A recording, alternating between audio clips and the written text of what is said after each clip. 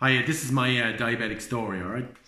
Now, I'm new to making videos and I just want to tell my story, and it's hard to actually talk into the camera, trust me, but I'm going to have a go. And I want to tell this as a warning to people who are, if you're diabetic, and you're, particularly if you're over 40, you've got a bit of a belly and you're still eating lots of sugar and carbs, you're heading for disaster, right? You know, potential blindness, amputation, kidney problems, stroke, heart attack, right? And so I'll start at the start. My story was that I was born into a family where we were in the supermarket and restaurant business. Well, that was later. And there was always an abundance of good food and desserts and sugary things in our family, yeah? And I always had a sweet tooth from an early age. Just constantly pigging out, and just was more into desserts than dinners. And you know, I used to skip my dinner wanting to get to the dessert, and lived on sweets. And my mother used to make meringues, and she used to keep them in tins up in the cupboard, and she used to give out to me for going near them. But eventually I'd go and I'd keep picking at the meringues and they'd all be gone in a few weeks. Easter time, we'd get in a load of Easter eggs into the shop, and myself and my sister, she had a sweet tooth as well, we'd come down and we used to knock the Easter eggs off the shelf and break them. So if they were broken, they couldn't be sold, you know. And we were given the Easter eggs then, right?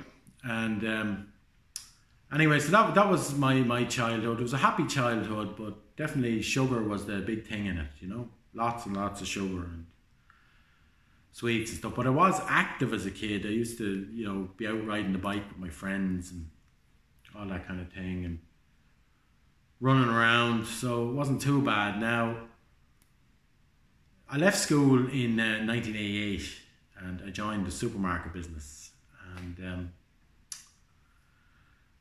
from that point up until when we sold it in 2001, I pigged out badly, you know. I used to start off, I used to eat massive dinners. More than that, no, my day would start off, I'd have a big breakfast and you know, a big bowl of cereal and maybe a chocolate bar or whatever. 10 o'clock I'd have 10 o'clock tea and a scone and maybe a banana, and then a big dinner at lunchtime and a dessert. And then 4 o'clock tea, maybe another dessert or a chocolate bar. I used to go up to the store and raid the sweet store. A couple of chocolate bars in the day up there, and then maybe a pizza at night or a takeaway. And I'd be sitting down, you know, watching the TV at night. A couple of cans of beer, more sweets, crisps, peanuts, you know, the whole shebang, non-stop all day. And at that time, you know, sugar wasn't the enemy.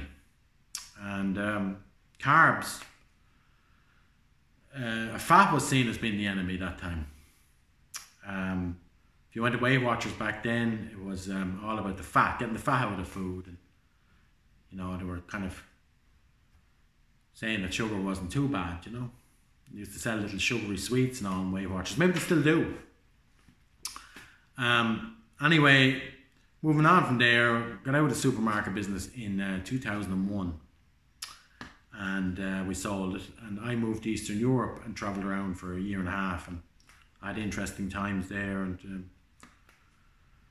anyway, I continued eating bad and pigging out over there, and food was very cheap. Restaurants that time, you could have a 3-course meal for 5, 6, 7 euros, the equivalent of a pint of beer was maybe 30, 40 cents. And they used to have lovely traditional Czech bakeries, and they sold these huge cream cakes and iced buns, and they were really big and cheap. So anyway,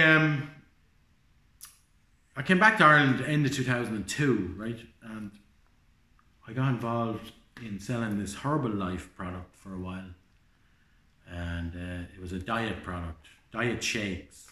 And looking back on it, it was a reasonably good product. But my problem was I still couldn't give up the sugar and the carbs. Now I did lose a bit of weight for a while on the Herbalife, and I was trying to sell it as well, but it didn't work out for me, and I put back on the weight, and one thing and another.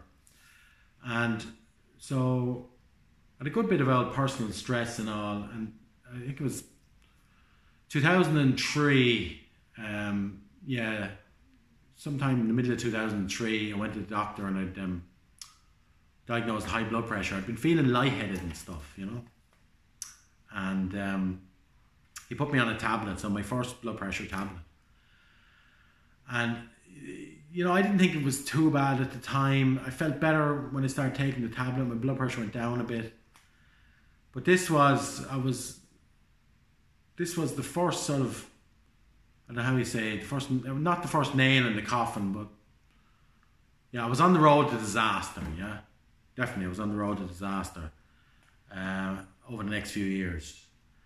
And in 2005, I was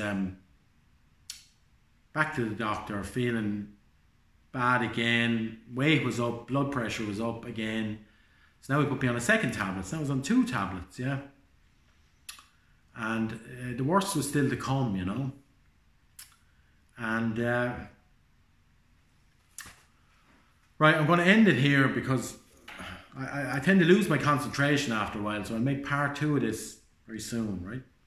Thanks for watching.